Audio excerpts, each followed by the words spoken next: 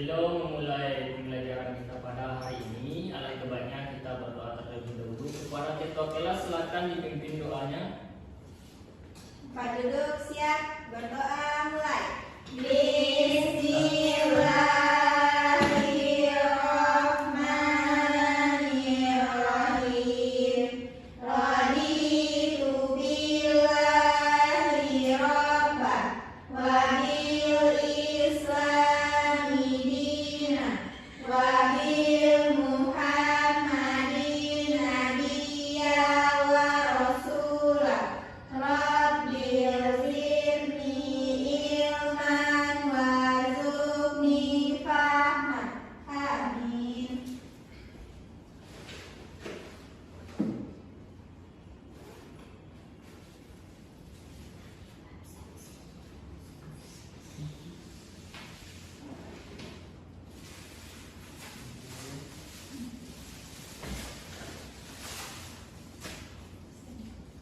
Dengarkan absennya ya. Ya, Pak.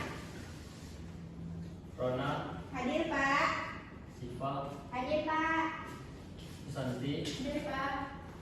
Sarla. Hadir, Pak. Nah, sebelum memulai pembelajaran kita pada hari ini,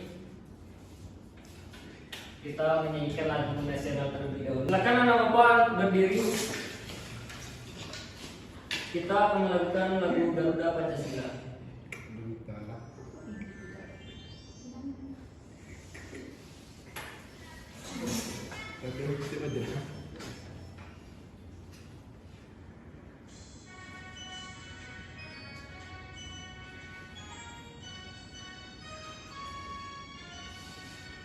Garuda Pancasila, akulah pendukungmu. Patriot proklamasi, setia berkorban untukmu. Pancasila dasar negara, rakyat adil makmur sentosa. Tiba di bangsaku. Ayo maju, maju, ayo maju, maju, ayo. Baiklah anak bapak, sebelum memulai pembelajaran kita melakukan ice breathing terlebih dulu. Itu tepuk semangat. Tepuk semangat.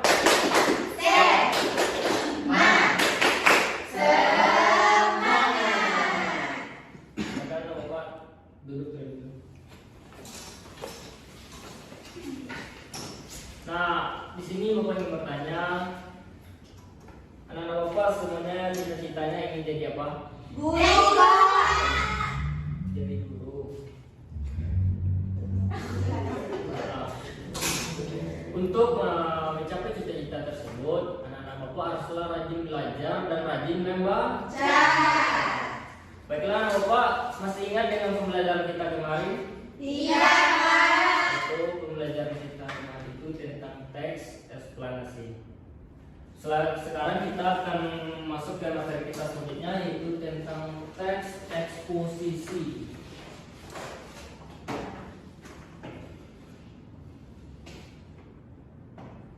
Nah, dari teks eksposisi sudah tahu apa itu? Anak bapak sudah tahu apa itu teks eksposisi? Teks eksposisi itu adalah jenis teks non-fiksi yang berisi tentang penjelasan dari suatu informasi atau pengetahuan. Teks eksposisi adalah sebuah bentuk teks atau tulisan yang memuat tentang informasi maupun pengetahuan. Di sini juga ada ciri-ciri teks eksposisi. Yang pertama itu memberikan informasi atau pengetahuan.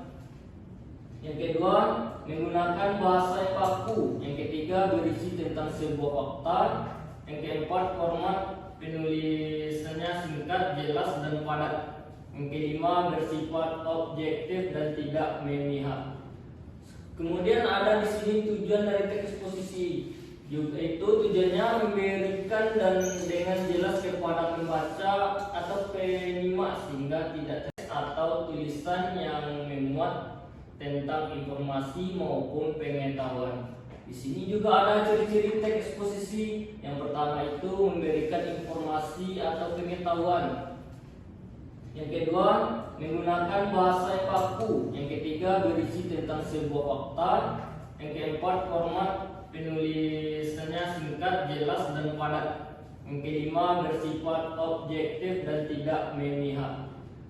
Kemudian ada di sini tujuan dari teks eksposisi. Itu tujuannya memberikan dan dengan jelas kepada pembaca atau penyimak sehingga tidak terjadi perbedaan penerima atau setidaknya minimalisi perbedaan penerimaan informasi yang ada. Kemudian di sini juga ada unsur teks eksposisi. Unsur-unsurnya itu mempunyai gagasan dan mengandung fakta. Di sini ada contoh teks eksposisi. Anak-anak Bapak bisa perhatikan ke depan gambar ini. Ini semua adalah gambar dari contoh teks eksposisi. Jadi kita akan fokus pada contoh teks eksposisi yaitu tentang sampah. Di sini Bapak telah menyiapkan media dari pokok yaitu tentang sampah. Sampah merupakan benda atau barang sisa yang sudah tidak dipergunakan lagi atau sisa dari proses alam. Ada dua golongan sampah yang di lingkungan, yaitu sampah padat dari sampah organik dan sampah anorganik. Sampah organik bisa dihancurkan oleh bakteri pengurai, namun tidak demikian dengan sampah anorganik. Kemudian ada itu barang sisa ini tidak dapat dihancurkan oleh bakteri pengurai, padahal semakin hari jumlah sampah anorganik makin meningkat. Contohnya seperti sisa kertas, botol, plastik, kaleng, tisu, dan sampah lainnya.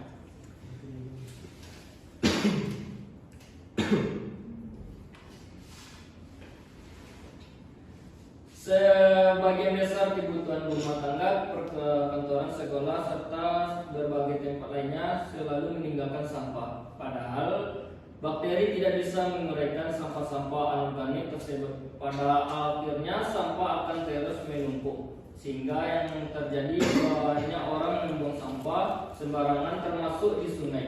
Kebiasaan buang sampah di sungai menjadi faktor utama kerusakan lingkungan, terutama sebagai penyebab banjir. Nah, di sini juga ada nih gambar-gambar dari sampah yang dapat diuraikan dan tidak dapat diuraikan.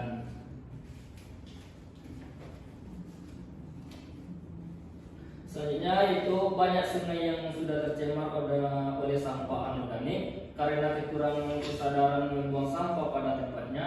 Kebiasaan tersebut diakibatkan oleh beberapa hal. Di antaranya adalah kurangnya lahan pembuangan sampah, ekonomi rendah untuk menyewa tugas kebersihan, masyarakat yang terus-menerus membuang sampah di sungai bisa mengakibatkan hal buruk. Lama-kelamaan sungai tidak akan mampu menampung sampah anorganik dan berakibat menyumbat aliran sungai. Dan jika sudah begini, sampah akan terus menggenang di sungai dan menimbulkan bau busuk. Kondisi ini juga bisa mengakibatkan banjir di musim penghujan. Banjir akan penuh dengan sampah dan mengganggu kesehatan warga yang terdampak. Kemudian kondisi ini menyebabkan sungai penuh dengan tumpukan sampah dan berisiko meluapkan ke kawasan pemukiman. Luapan air sungai yang penuh sampah bisa berdampak pada kesehatan masyarakat di sekitar aliran sungai. Mungkin itu dari cerita contoh teks eksposisi yaitu tentang sampah.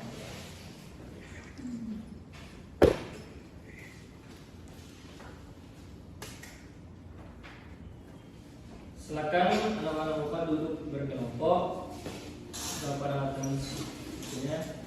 Silakan dibaca tentang materi teks contoh dari teks sekolah eksposisi. Teks eksposisi itu tentang sampah. Bagi anak Bapak yang telah lancar membaca, jika ada kendala temannya yang belum lancar membaca, silakan dibantu temannya ya.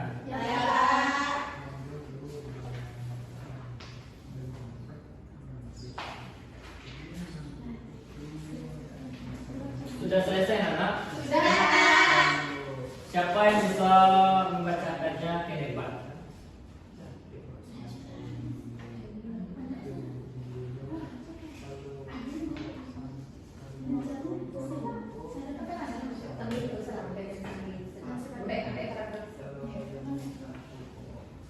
Baiklah, siapa yang bisa membacakannya ke depan? Saya, Pak.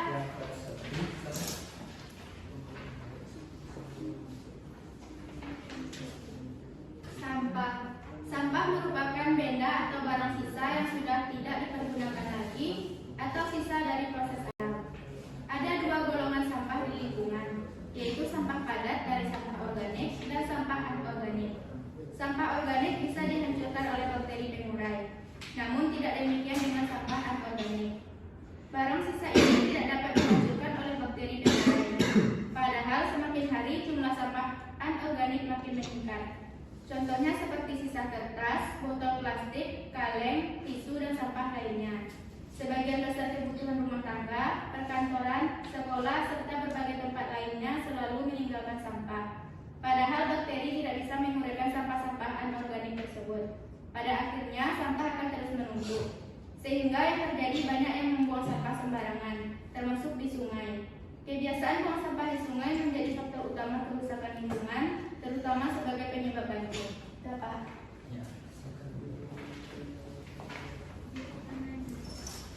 Ya, silakan beri tepuk tangan kepada bagus ya, seperti telah menyampaikan tentang contoh teks posisi itu tentang sampah dengan lancar ya, dan membacakan contoh dari teks posisi itu dengan lancar, yaitu dengan menghentikan tanda titik, koma, dan sebagainya. Silakan kembali ke tempat duduknya masing-masing. Nah, sekarang anak bapak kerjakan LKPD ya. Ya, Pak.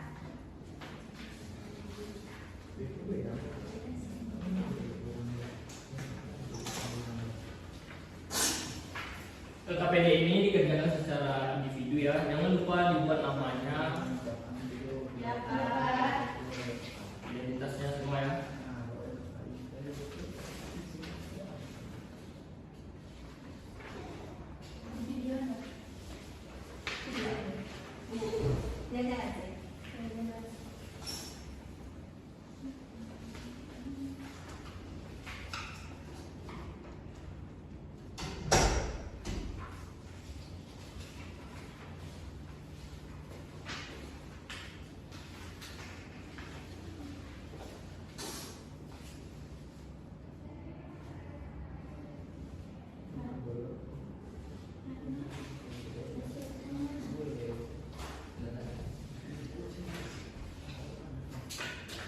Apakah sudah selesai?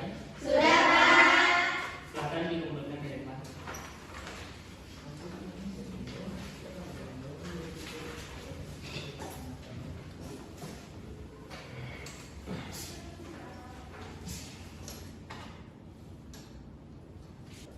Jadi apa materi kita pada hari ini? Teks eksposisi, Pak. Apa yang menyenangkan dari teks eksposisi ini? Membacakan, Pak. Contoh dari teks eksposisi ini tadi apa contohnya?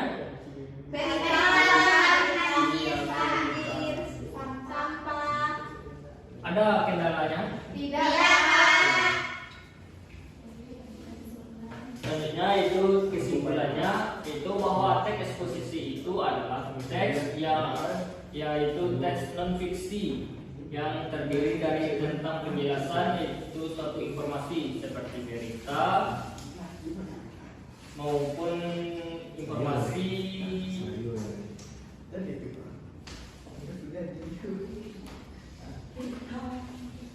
informasi tentang berita-berita terkini. Nah, baik, nanti itulah dari pembelajaran kita pada hari ini.